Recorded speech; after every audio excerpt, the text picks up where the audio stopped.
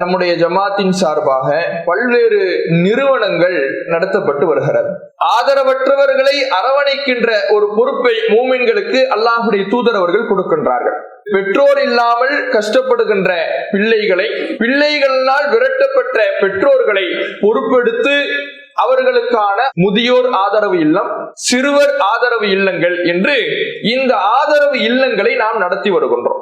சிறுவர்களுக்கான கல்வி, அவர்களுக்கான உணவு, தங்குமிடம், மருத்துவம் என்று எல்லா விதமான வசதிகளும் அவர்களுக்காக ஏற்பாடு செய்யப்பட்டு இருக்கிறது.